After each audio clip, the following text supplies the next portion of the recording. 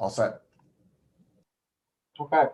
Hello. I want to welcome everyone watching on Zoom and Facebook Live and everyone who called in. Thanks for joining us for this important community conversation. My name is Ryan Bridges, and I am the Public Information Officer for the City of Kalamazoo and the Kalamazoo Department of Public Safety. I will be moderator for tonight's town hall. We're here to discuss mobile nuisance parties and work together to develop a plan for addressing them in 2021 and beyond. This is an issue that impacts all of us, and it will take collaboration between the city, KDPS, and our community to address it. We want the thoughts, ideas, and solutions you have in mind. That's the purpose of this town hall, for us to be able to hear from you. The town hall will happen in two parts.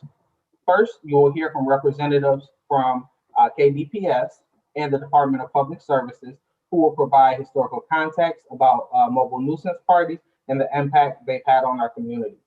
They will also highlight some of the strategies we've used in the past to address them. Then we will transition into the listening portion of the evening, where you will be allowed to share your thoughts and opinions about addressing mobile nuisance parties. Please keep all comments related to mobile nuisance parties. I want to be clear about one thing. Our panelists will not be responding directly to comments or ideas presented today. However, we are keeping track of the ideas, thoughts, and suggestions shared to help determine what we can and can't do to help us conduct further research. That will allow us to go back and assess all the information as we develop our plan. Citizen comments will be incorporated into the final plan to the greatest extent possible. Then, on March 22nd, we will host another Zoom town hall to lay out our plan to address these events for this year and into the future. Before we hear from our first speaker, I wanted to take a moment to introduce the panelists joining us today. On the line, we have Mayor David Anderson, Vice Mayor Patrice Griffin, City Manager Jim Ritzema, Assistant Chief Dave Boyson from KDPS, and Director James Baker from the Kalamazoo Department of Public Services.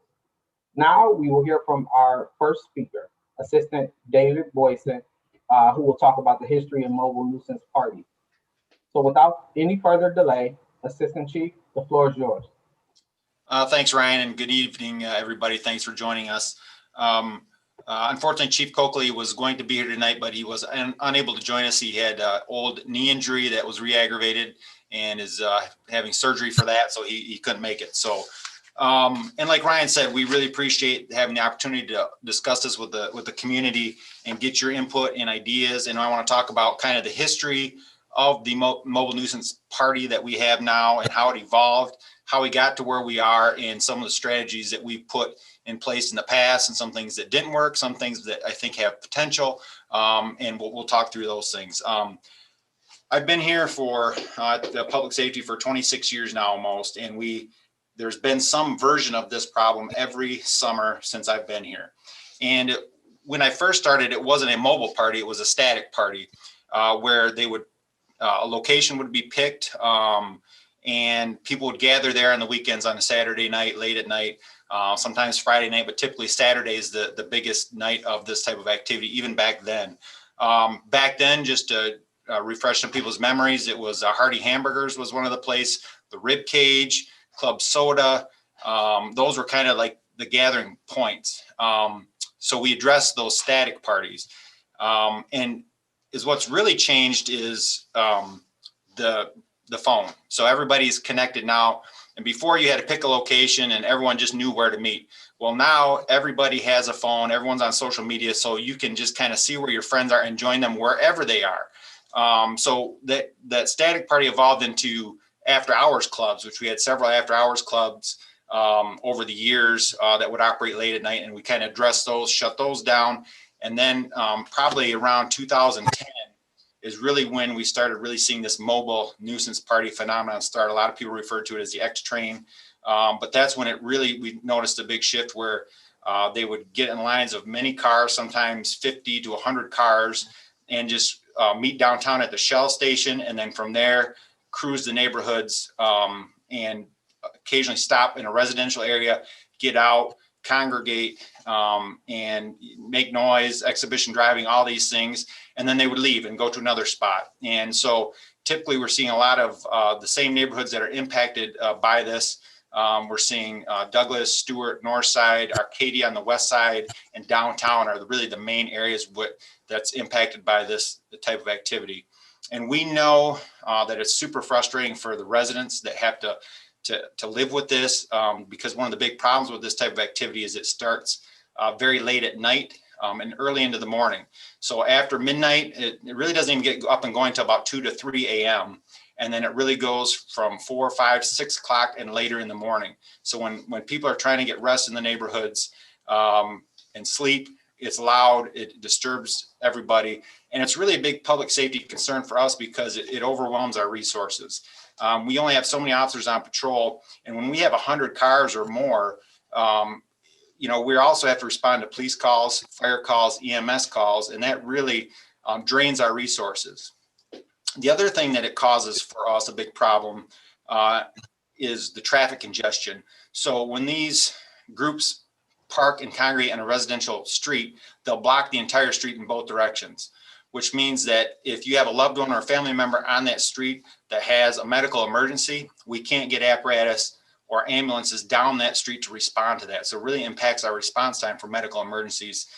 So just another problem. So over the years, we've tried to do a lot of things to address this. It's very manpower intensive on the enforcement end.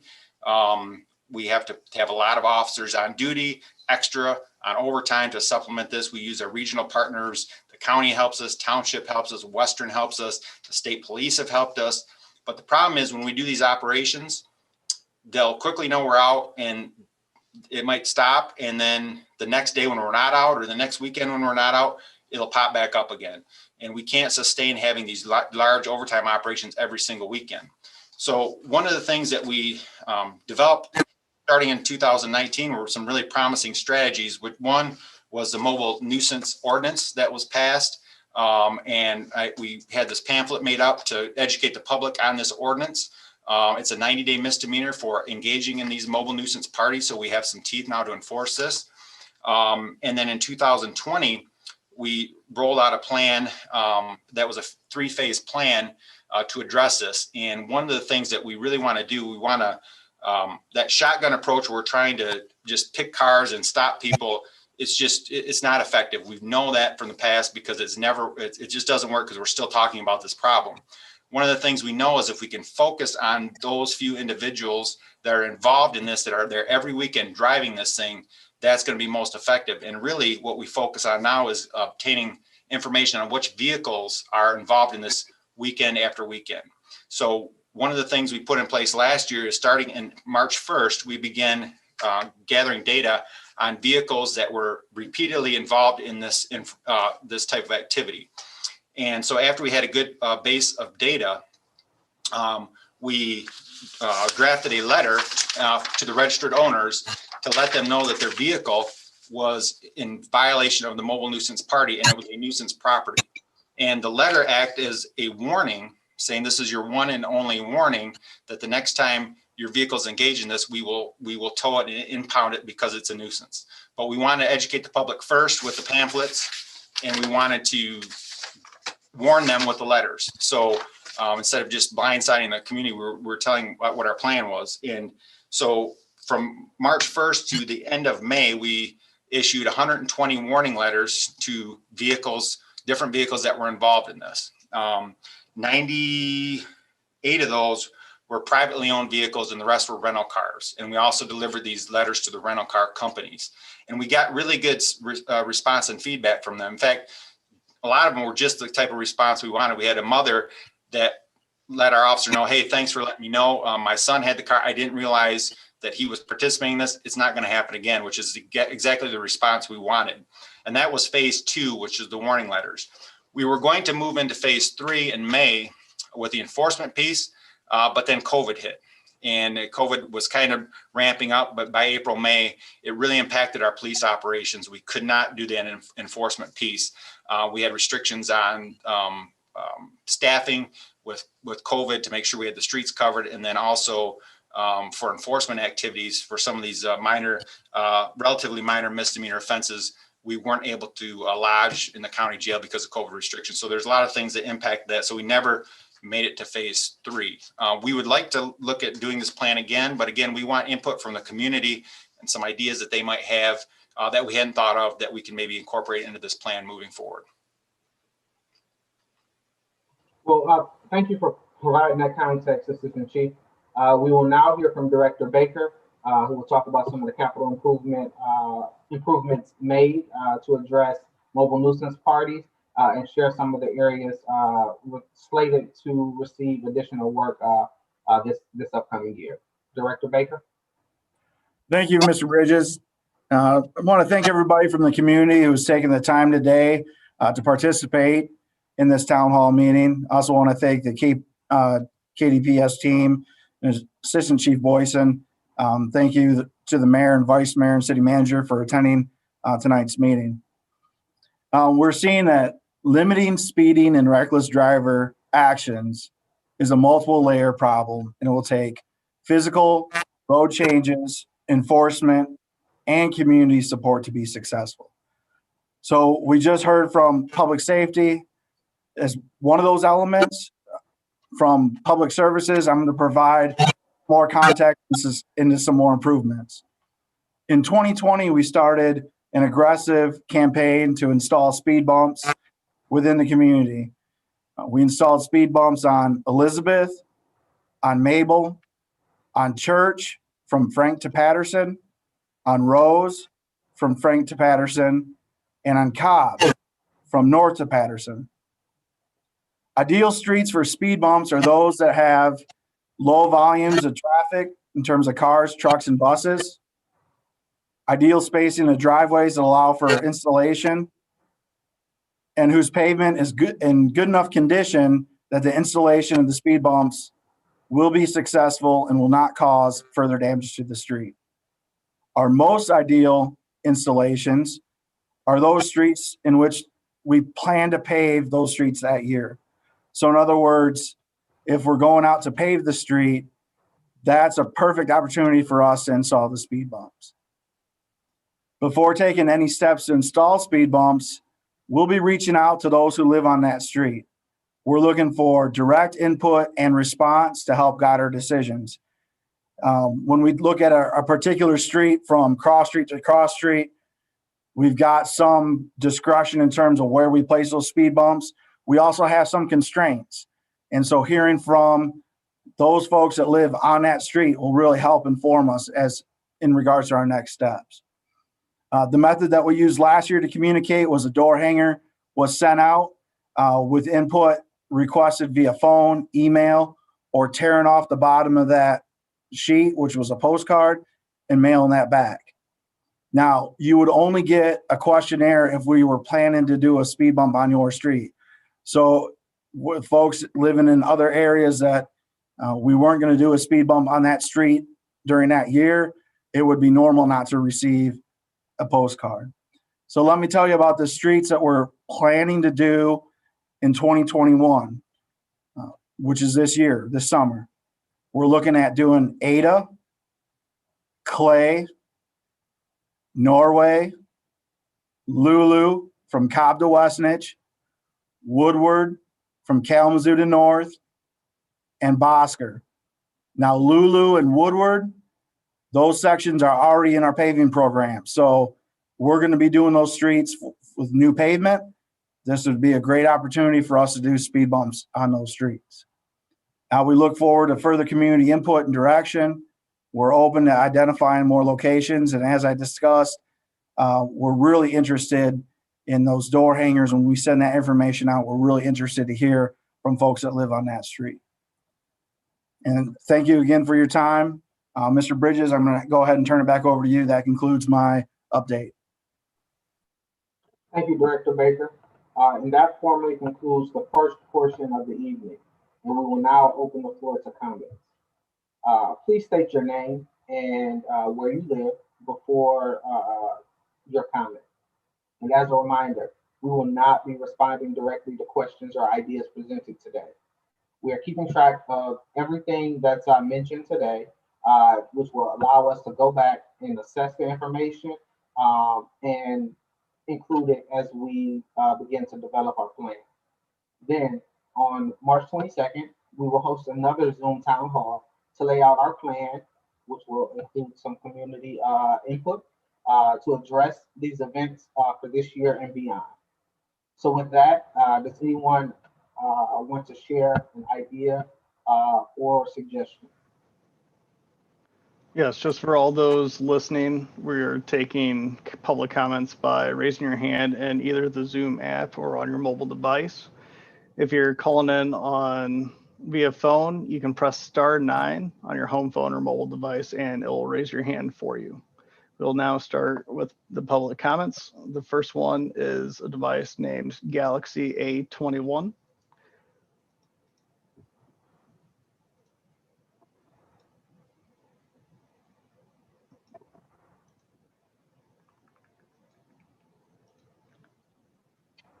So again, if you're on Zoom and you're using a Galaxy A21 phone, we'd like to hear from you.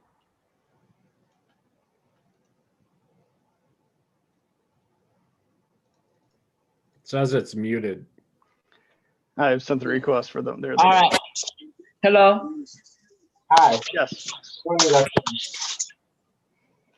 Hello, Hi. Thanks for joining us today. What's your name? And, where do you, I'm Nathaniel Johnson. okay. What neighborhood do you live in, Nathaniel? I live on the north side. I live on Lawrence and Florence Street.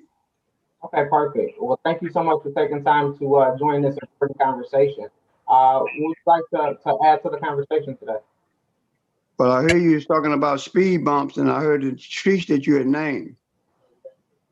And on Florence Street, we have a water park there, and a lot of speeding goes on there. And I was wondering why nobody had recommended Florence Street in particular, because that's like a Martin Dragway in the summer. Thank you for that comment. I do want to just quickly remind that, you know, everything that we're talking about, strategies and whatnot, are related to mobile nuisance parties. So Nathaniel, your question has definitely been received. We will keep it in mind as we try to develop our plan. So thank Okay. you for joining us. Yeah. Hello? Yes. The other thing is, you said something about filling out some kind of document or some kind of a register or about your neighborhood. And I was concerned about maybe why you guys wouldn't put a camera there to recognize some of this activity. Thank you so much. That's a great comment, and we'll definitely consider that as we develop our plan. And the third thing is, why can't we hold residents responsible for this traffic? They're going in somebody's house. Why ain't we ticketing, and turning these parties out and ticketing the owner or the landlord? Because they got to have somewhere to traffic. Yep, that's another great comment that will definitely be considered as we develop our plan. Hey, and just in an interest of allowing everyone who has raised their hand and would like to Okay. comment, we're gonna move All on. right. Our next. Thank you. Thank you so much, Nathaniel. Yeah.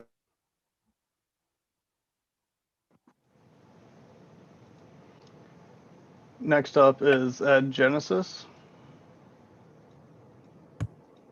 Yes. Good evening, everyone. My name is Ed Genesis. I'm a Northside resident. I'm also a criminal justice reform organizer, co-director for a small nonprofit here in Kalamazoo, racial healing practitioner, and directly impacted Black man. What I want to speak to is the static parties. I get the public safety as far as the real nuisance in the definition of what the word is, as far as speeding, as far as late night in front of people's yards. But some of the things that were lifted up, and as I look at a lot of white faces, I would be remiss if I didn't lift up culturally hearty hamburgers, rib cage. We had no idea. I was a part of that. We had no idea we were doing anything wrong. We were hanging out. This is something that goes on every city I've ever been in, Detroit, California, you name it. It's a cultural. I also want to lift up that recently we have played a part in getting the chicanes and the speed bumps. So again, we speak to those problems.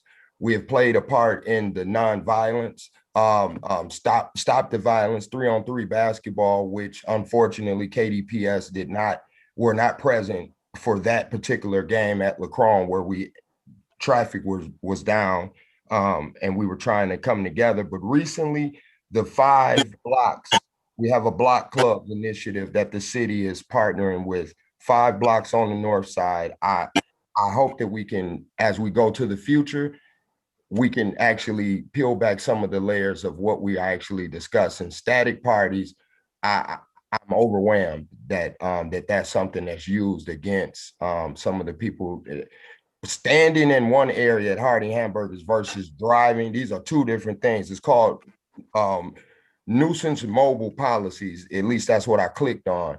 And then what got circumvented inside was static parties that I will make sure at the next, tomorrow is the first Blocks Club meeting. We will lift that up there, and I will continue in the community to do our awareness to find out. We had no idea we were doing anything wrong when we were hanging out and didn't know that they were static parties. We were dubbed as being a part of the X line, which we had to fight to change that narrative. I'm glad we changed that narrative. Thank you all for allowing this time. Thank you much for your comments, Mr. Genesis. I appreciate you for tuning in and for sharing your input.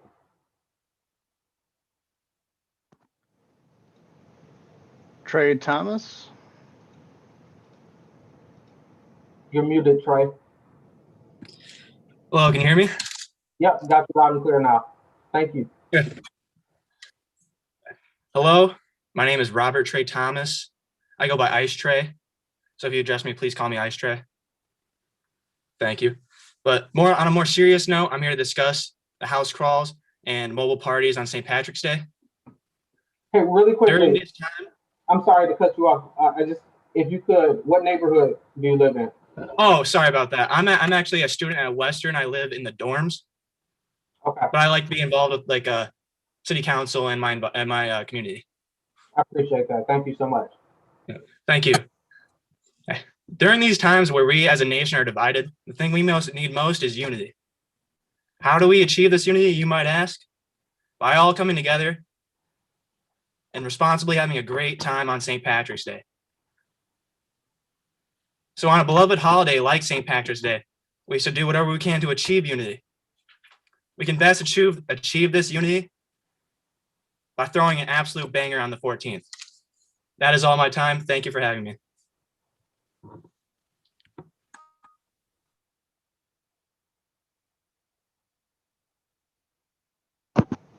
Robert Moon.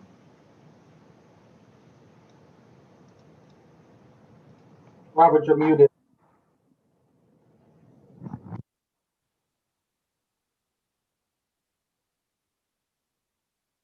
Robert, if you're speaking, we can't hear you.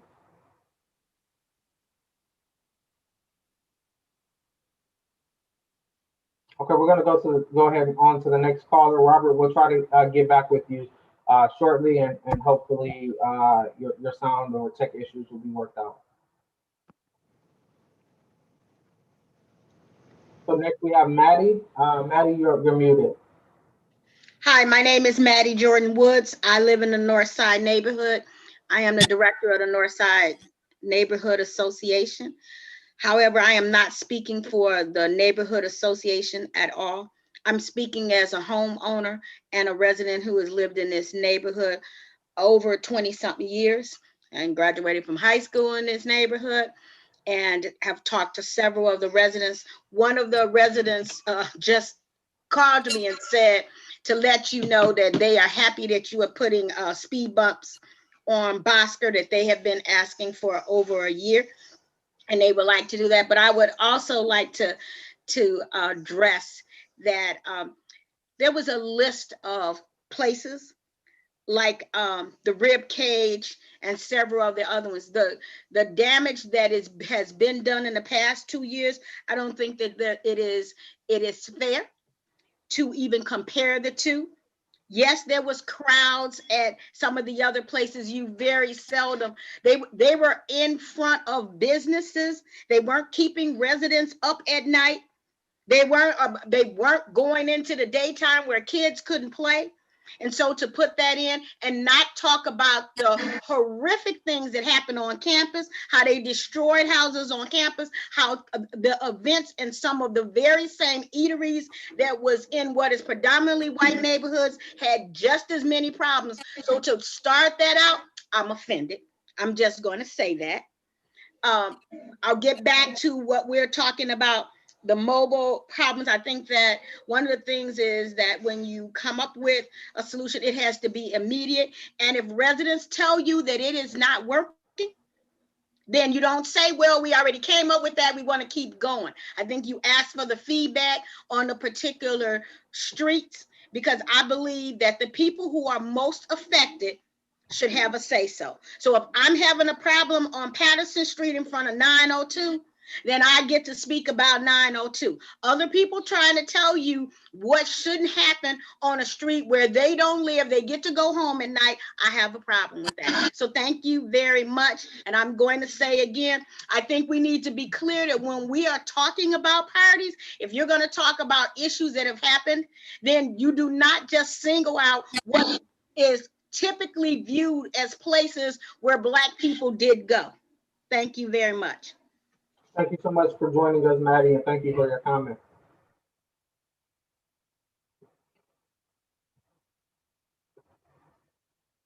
So next we'll have Drew. Drew, you're muted.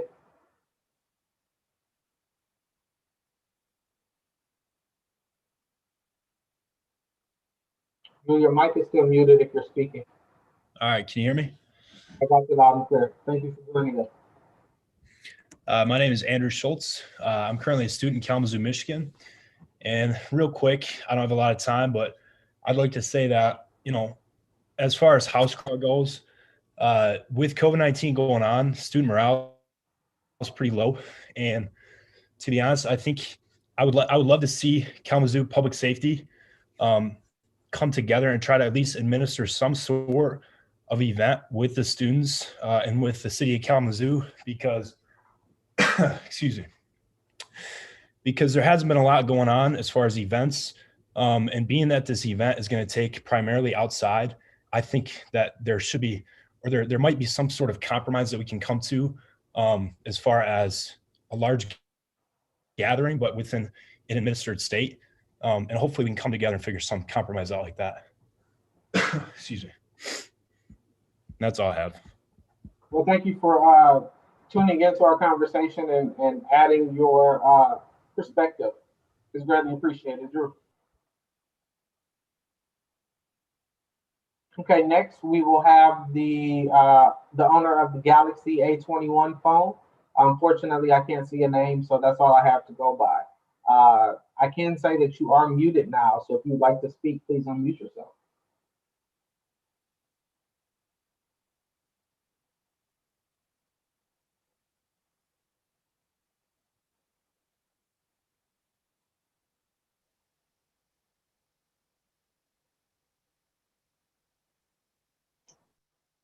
Uh-oh, looks like you just took yourself off mute and then went right back on. Okay, so in the interest of time, I'm going to go on to the next caller. If you are the owner of the Galaxy A21, we'll try to come back to you again a little bit later here. Uh-oh, are you off mute now? Nope, not quite. So our next speaker is going to be Parker. Parker, you're muted. We'd love to hear from you. Hi, can you hear me? Got you loud and clear. Oh, my name is Parker Lorenzo Foster. My friends call me Parker because I guess I just haven't been cool enough for a nickname like Trey. One friend calls me Big Irish, but it hasn't really taken off yet. But speaking of my Irish heritage, I would love to discuss the house crawl. Have we not had enough taken away from us already in these trying times? Let this not be another loss to the 2020-21 craziness. We as a country are in need of things like this in order to keep morale high. Part of that is being able to grow up and have fun. I find an event like this absolutely pivotal in keeping the populace happy. Please do not try to take away an event like this and leave us further in despair. We deserve better and have already had to make enough sacrifices. I urge you to allow people much like myself to celebrate their Irish heritage or to just have fun and let loose from all the crushing weight we have had to bear lately. Preying on events like this is not only unfair, but it is also infuriating and gives a very poor perception of the local government. To end my speech, I leave you with this. A dog does not like fireworks on the 4th of July, yet people still light them. You are the dogs attempting to outlaw our house crawl, our fireworks. People will still do so because they want to. So why cause such a struggle? Our tax dollars could be spent more wisely than barking at young adults on a special occasion. That is all. Thank you so much for tuning into the conversation and adding your perspective, Parker. It's greatly appreciated. So now we're going to go to our next speaker, Anna Nichols.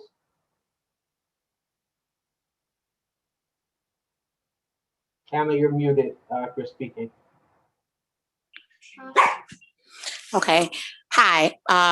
Actually, my name is Stephanie. Working with Action in the Neighborhood, a resident of the north side of Kalamazoo. In reference to the issues that we deal with within the Ada corridor, the speed bumps are not effective. They go over the speed bumps as if though they're something to give them extra adrenaline and travel over top of those. The pop-up parties, as you guys call them, it doesn't necessarily mean that a person is in a vehicle. They come in droves on foot within a matter of minutes. You may end up with 2 to 1,000 people crowding a neighborhood. The effectiveness of the KDPS Department of Public Safety is horrible. We have witnessed public safety actually telling those individuals that park their cars along the streets to park in the vacant lots. That is not okay. These people do not live in the neighborhood, and it is not okay for them to invade a neighborhood. And unfortunately, they are here until 6, 7 o'clock in the morning. We like to sleep. We pay our taxes as anyone else does. For us to have anywhere from 10 to 20 police cars, including state troopers, Western police, we've seen township, we've seen sheriffs just standing in groups and really doing nothing to dismantle these parties is not okay. To get in the line when they're traveling through in the mobile car assessments is not okay. To have the police lights flashing all night is not okay. To continue to put in speed bumps, yet not address the real issues is not okay. So yes, it may be something that is ideal to continue to keep adding these speed bumps. It is not effective. It is not okay. You really do need to go back and do more research and look at the data and actually listen to what those individuals that are most directly affected by these issues are saying to you. And it is not okay also to identify minority places of business where individuals may have hung out for many years and not address the issues that occurred around Western's campus as well. I myself also graduated from Western, and I myself as well witnessed many parties that were contained, overcrowded, destroyed property that were conducted by Caucasian students. But that is not something that is highlighted. So if we're going to bring things forth and address issues, we need to address them on all levels. And with that, that is all that I do have to say tonight. Thank you so much for joining us, and thank you for your comments. They have definitely been notated and will be a part of our consideration process as we develop our plan. Now I have someone listed as Stephanie Williams. I'm not sure if that was the Stephanie that just spoke or not. Hello and good evening. My name is Stephanie Williams. I'm a lifelong resident of Kalamazoo, the city, the north side. I reside on Patterson Street. I agree wholeheartedly with the comments made by Maddie Jordan Woods earlier. She lives just a few blocks down the street from me. I just want to say that starting off this conversation and giving a narrative that is not fair, diverse, inclusive, and equitable really helped to shape this conversation not to be a healthy one, to engage people in solutions. So please think about that as you're going forward and doing this work. Secondly, there's a lot of things I think that we can do to address this issue. We're talking about a behavior that has happened for so long and gone unchecked for so long that some people have normalized this and literally holding people hostage in their houses, doing all the noise, the littering, the loitering, the destruction of personal property, the most vulnerable people, senior citizens, and even kids who have to get up and see that their hard-working earnings that they put into their home and pride in home ownership is gone away. It's horrible. And to not have any type of accountability or responsibility so that we could be able to have some justice in this matter for years. We're talking about almost a decade now of talking about the same issue that's happening in the most vulnerable neighborhood, but would not ever be allowed to happen in other more affluent neighborhoods. And we know that. We know that wherever most of these folks live at, they wouldn't have to deal with this stuff in the wee hours of the morning or even in the middle of the day. Secondly, there's a lot of things that you can do. We are good at coming up with alternatives. We don't have to criminalize people, but impounding, restricting some folks, making sure that people that are offending, not necessarily being criminalized, but come back and help to restore this neighborhood, clean this neighborhood, be an example to young people. Some of these people need to be exposed. They're not young kids. They are adults. They have jobs and careers, and yet they come out in the middle of the night on foolishness and really destroy and lessen the quality of life for the rest of us. We're done talking about this. We want the same enforcement. We want the same things that other neighborhoods are getting. I don't care if the city need to make us be a gated community to the north and the east and the south side, but we deserve to have peace of mind. And lastly, what is costing us? We can't even work at a living wage and get paid family leave, but yet we spend all our money on high taxes, insurance, homeowners insurance, auto insurance, because these people destroy their own vehicles and property as well. And they make these claims over here in our zip code, and we pay for it. We are the highest neighborhood with economic development, home ownership, and employed people, and yet we always get the burnt end of the stick.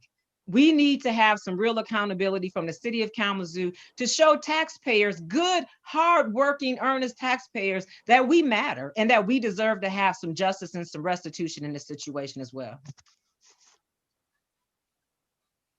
And Vice Mayor, you look gorgeous, girl.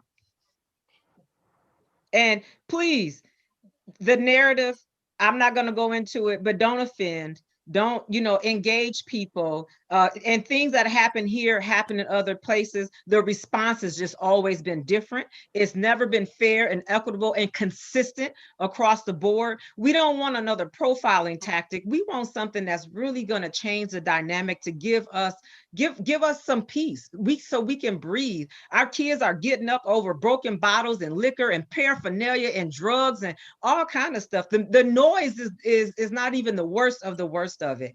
Our school system had to come out of a budget just to keep people from driving and destroying the school property, which took away from our children their ability to read, write, and have the tools that they need to be successful, promise earning kids. That's not the way that this should go. This is not just on the police or the community. Y'all need to figure out how you build relationships and mobilize those relationships to bring everybody together to address this in a real and meaningful and impactful way. No more discussions. We're tired of talking. We got to take action. Thank you. Thank you so much for your comments, Stephanie. We heard you loud and clear, and we will definitely keep the things that you just mentioned in mind as we work toward developing our plan.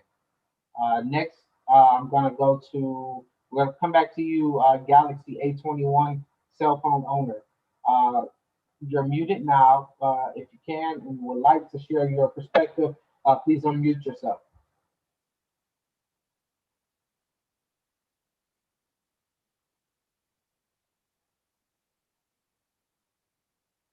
Okay, hearing nothing, I'm gonna go ahead on to our next, the next person who has their hand raised in Zoom, and that is James Pitts.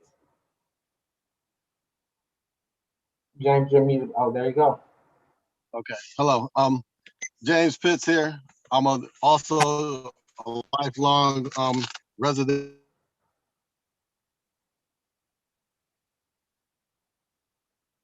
James, I think we might have lost you.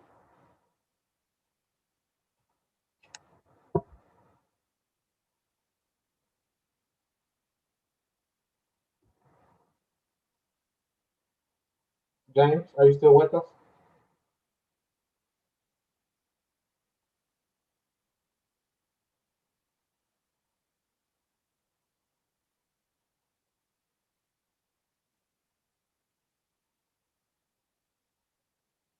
Okay, James, unfortunately, we lost you. If you would like to ask or provide your comment, please raise your hand again, and we'll call on you as soon as I see it. Do we have anyone else interested? Okay, James has raised his hand again. James, go ahead. I'd like to hear from you. Okay. Well, I'm sorry for that, but no, I was just saying that Stephanie pretty much summed up everything, and I just look forward to working with everyone in the neighborhood to try to solve this problem, because I mostly hear from a lot of the elderly people in my neighborhood that can't sleep at nighttime because of the noise, and I look forward to really just trying to tackle this problem. Thank you. That was it. Thank you so much for joining us, James, and glad to hear that you're on board to help us develop this solution. Look forward to working with you in the future. So those are all the hands that I see raised in Zoom. Is there anyone who's called in who would like to provide comment? If so, please press *9 on your phone, and I'll be able to see that you would like to speak.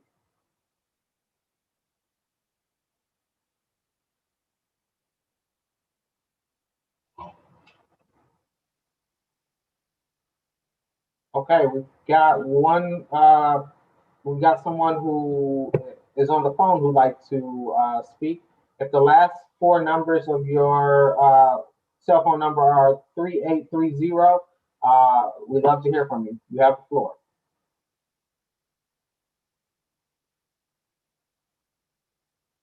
Looks like you're muted right now.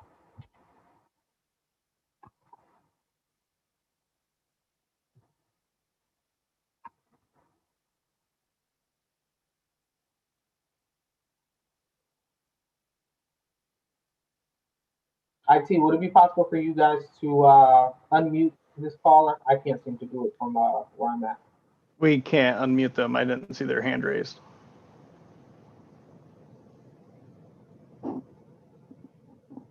So is it *6 to unmute yourself? Oh, there we go. Yep, the hand's raised now. I've sent the request for them to unmute. Thank you.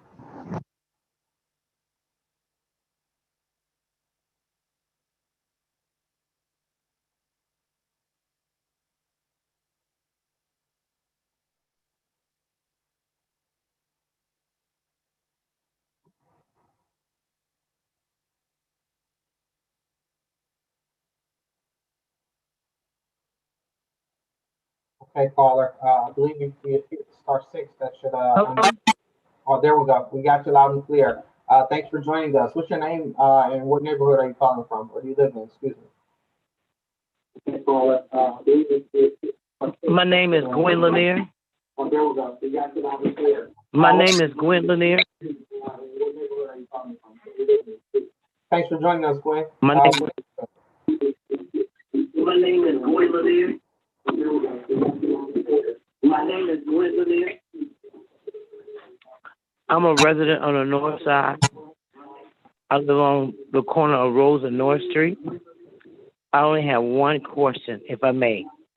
I would just like to ask you all, what will be the outcome from this meeting today? If someone on that panel could possibly give me an idea of what the outcome of today's meeting would be, I will be grateful. Thank you.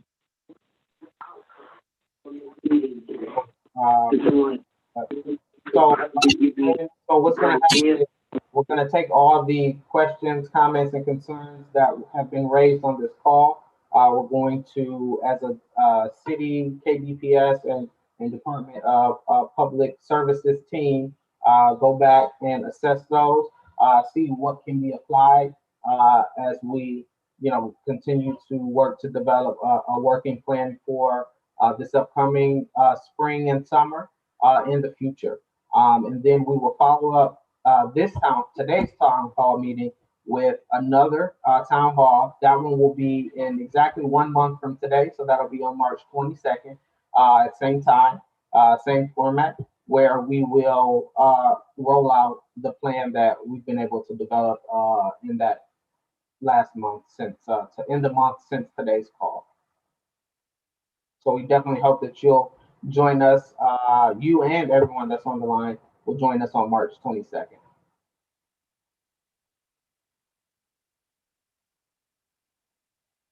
I just want to put it out there again. Obviously, we're still looking for any additional questions and concerns from folks that are viewing on Zoom, or if you're calling in, please press *9 on your phone. That'll allow you to raise your hand and let me see that you would like to make a comment, and we'd love to hear it.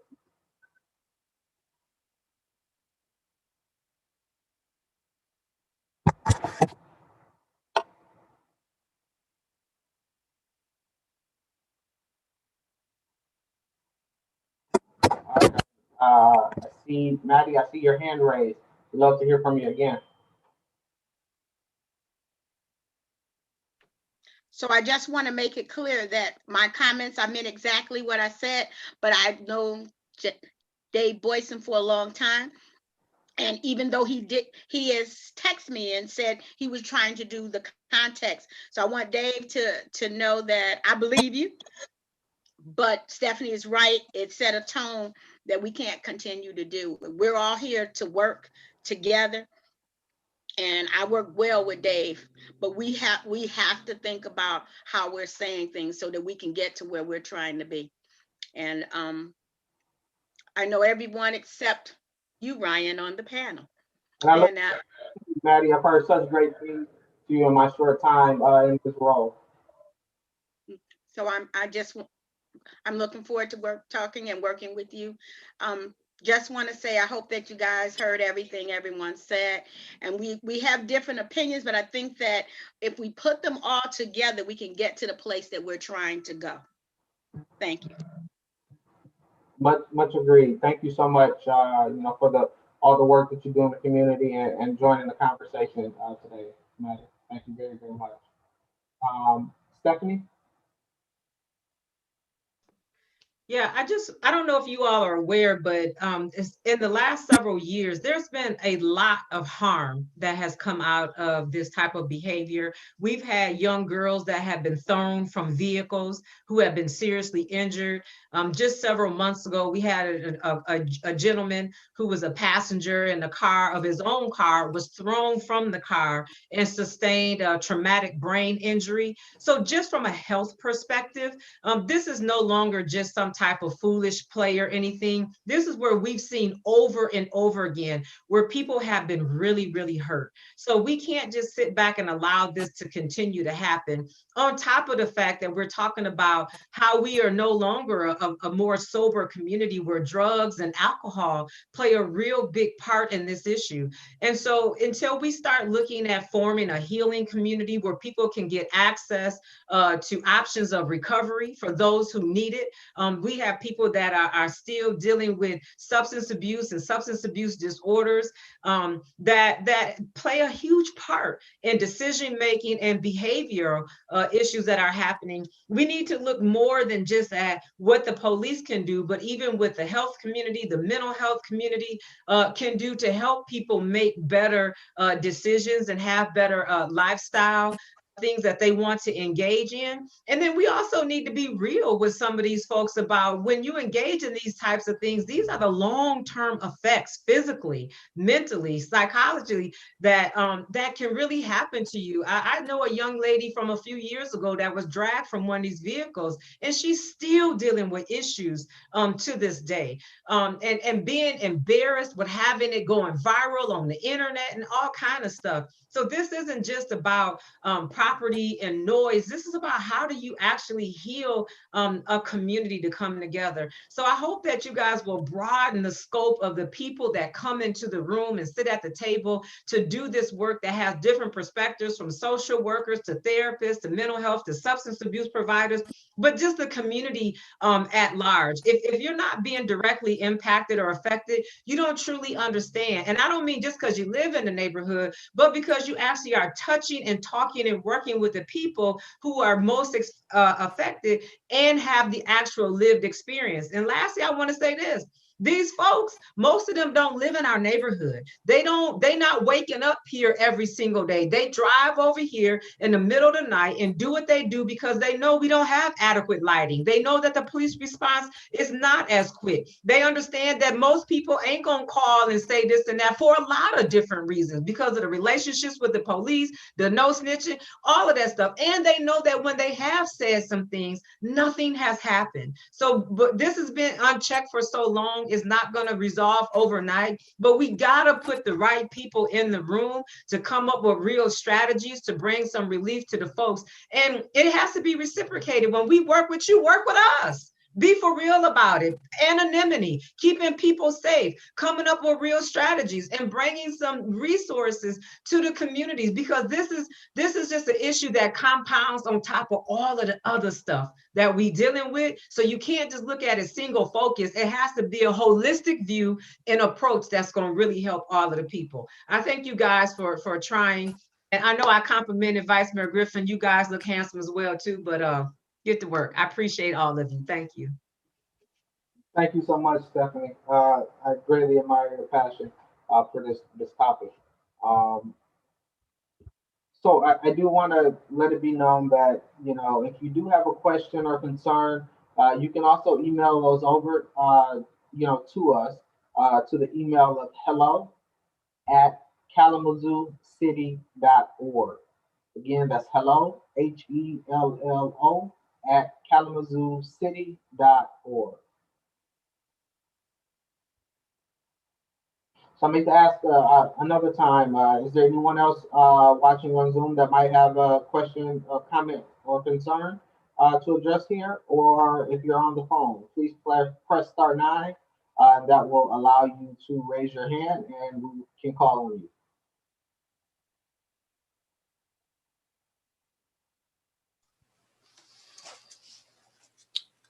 Hey, Ryan, while we're waiting for a call, can I just add a couple more quick points here?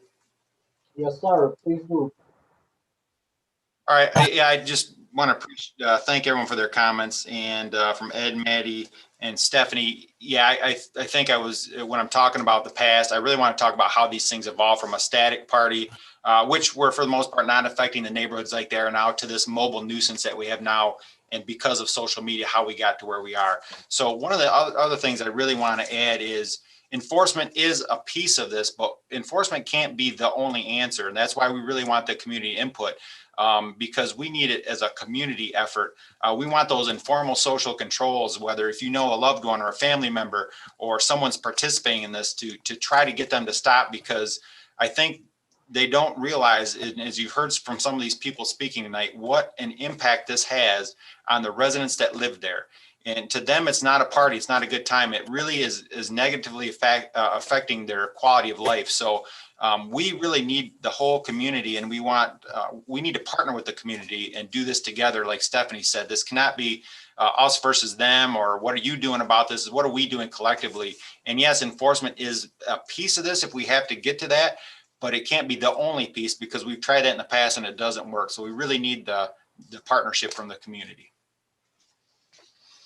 Thank you so much, Assistant Chief. I've got one other person raising their hand. Commissioner Cunningham, your muted. We'd love to hear from you. Thank you. I just wanted to add in and correct me, Chief Boyson. I don't know if it's Assistant Chief Boyson or Deputy Chief Boyson. I know we got a title change in there somewhere. Congratulations, 1, 2. I think as we talk about the dynamic that led to the creation of the Mobile Nuisance Party, the reality is there's not much to do for a culture that that looks for, you know, some type of community engagement, some type of excitement, some type of way of release. And so I think a component that has to really be drilled in on is what are some alternatives? I know when I was younger here in Kalamazoo, we had Midnight League. And we need to look for some of those type of things. And it doesn't necessarily always have to be things that happen at night. But, you know, if individuals are staying up until 2, 3, 4 in the morning, that means they got to sleep at some point in time. So maybe if we can engage them at different times of the day, give them other opportunities to engage, or, you know, find other ways to be impactful in our community. We have to be intentional about that piece. I know that, you know, growing up as a young man here in Kalamazoo and hanging out in the forums that I did, it was not uncommon for the places that I enjoyed to be at to be over-policed. You know, I've been a part of numerous businesses, clubs that were shut down for one reason or another. And, you know, I can't speak to each situation, but I can say that if we understand that this entity not being there leads to other byproducts of, you know, nuisances, then we need to pick our poison and try to be intentional on building those relationships. I know that an individual, Mr. Daniel May, was throwing parties here in the community and then was looking for assistance from our police department with his events. And, you know, he had a very hard time with that communication, that interaction. And so once again, yeah, I understand that it's not just a police enforcement issue, but I think it's a collaborative issue, and that the more opportunity we take to have these dialogues on a community-wide basis, I think we can pull in more resources and then better educate ourselves on how we can approach and build up opportunities for these younger individuals and even some individuals who are my age to, you know, find different outlets for themselves. Thank you very much. That was a great addition to the conversation, Commissioner. So thank you so much for taking time to join the conversation or to tune into the conversation and offer that comment. Next, we have Deb D. Deb, you're muted if you're speaking. Yes, this is Deb Droppers, and I have a business in the Edison neighborhood. And the little nonprofit is called Kalamazoo Experiential Learning Center. We work with Western Michigan University students through the Event Management Minor Program. And throughout this meeting, I've been sitting here saying, how can we engage students in a positive way to be able to address how we're filling the gap? Because clearly there's something that's missing that's creating the intentionality of these events that are just in so many ways disruptive. And I appreciate everybody's perspective. And I want to follow up on Commissioner Cunningham's comment about how do we fill that void? What do we look at? So I want to offer up that I'll use our Western students. We have 156 students in that event management minor program. And I will offer up a way to be able to come to the table with those students and look at some research, identify what can we do. I have grown up in this community. I lived in the Arcadia neighborhood, right adjacent to Western Michigan University, right there on Michigan Avenue. And so that student population has been part of my life for a long time. And I think that maybe we can look at engaging students, Western students, to say, all right, what can we do? So I offer that up, that we would be happy to use this as a project long-term, because it's going to take long-term. And without any doubt, COVID has really impacted our ability to address the community gathering needs. But I remember these parties from a real long time ago because I'm really old and I've been around this community a long time. So I do know that we have had a void for a very long time. This isn't a new issue. But how can we approach it community-wide? Because it happens and we have to look at what we can do to fill it. So I offer up my services, and I will volunteer my students to be able to be involved proactively to give ideas. That's all I have. Thank you so much, Deb. We greatly appreciate you for joining the conversation today and providing those valuable insights. Next, we have Maddie.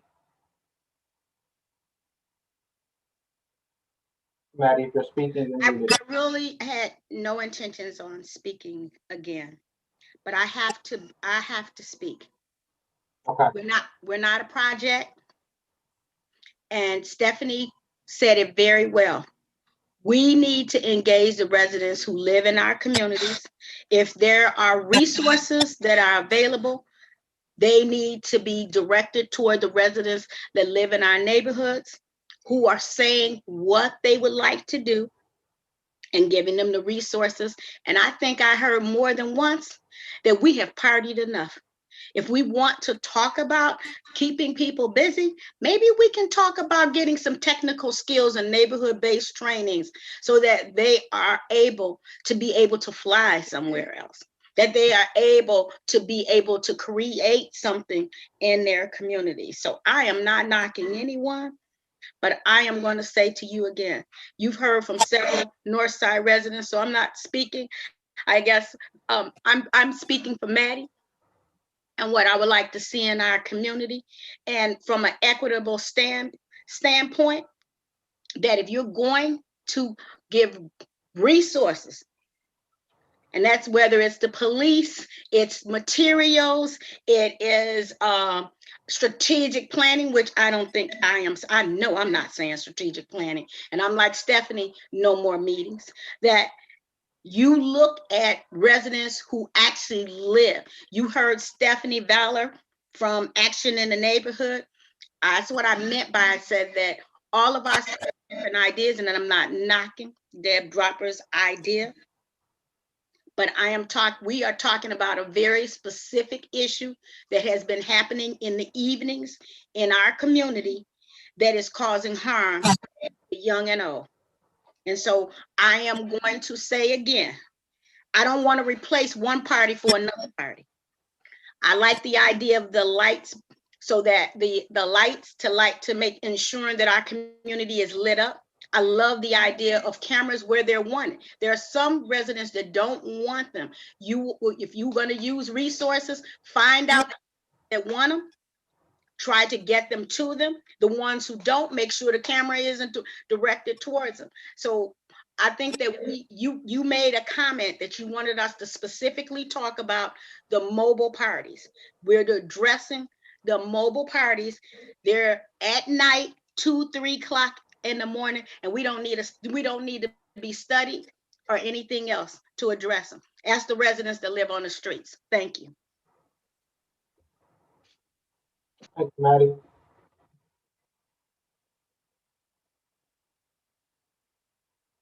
Again, we would encourage anyone who might have a question or concern, something to add to this conversation, to shoot over an email to hello@kalamazooCity.org. Again, that's hello, HELLO, @kalamazooCity.org.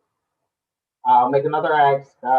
Does anyone else have questions, comments, or concerns either on Zoom or if you're on the phone, hit *9 and I can see you raise your hand.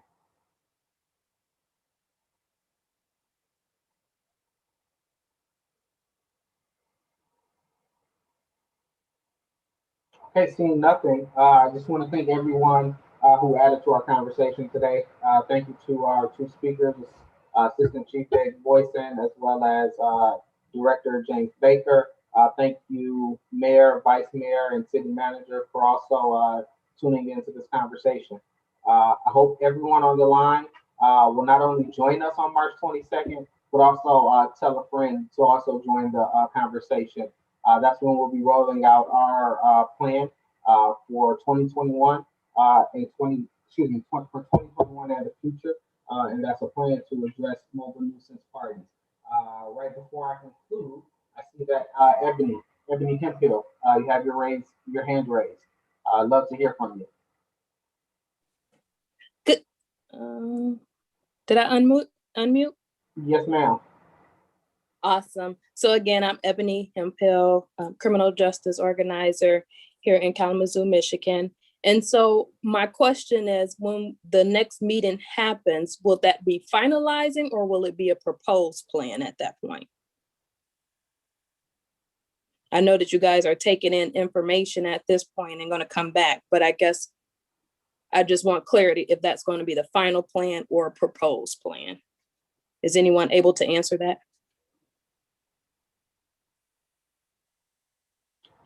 That will be our finalized plan. Assistant Chief Boyson, correct me if I'm wrong there.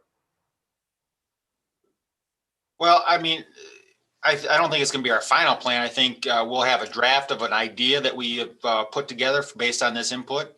And then, we want to present that and see if there's anything we missed, anything we overlooked. We're always looking for new ideas, and plans are never final. They're always changing. So I don't think it's set in stone. But we do want to have at least some idea on how to move forward. And we do want to be able to present that and discuss that on the 22nd. Turn that up for me, and I hope that addresses your question. Thank you. All right. Well, hey, thank you all for again joining us for this conversation. It is a critical conversation that impacts all of us, and it's incumbent upon us to work together to be able to address this appropriately. So with that, I hope that you'll stay safe, stay warm, and we hope to see you in a month from today, again on March 22nd for the next installment of this conversation. Thank you so much, and have a great evening.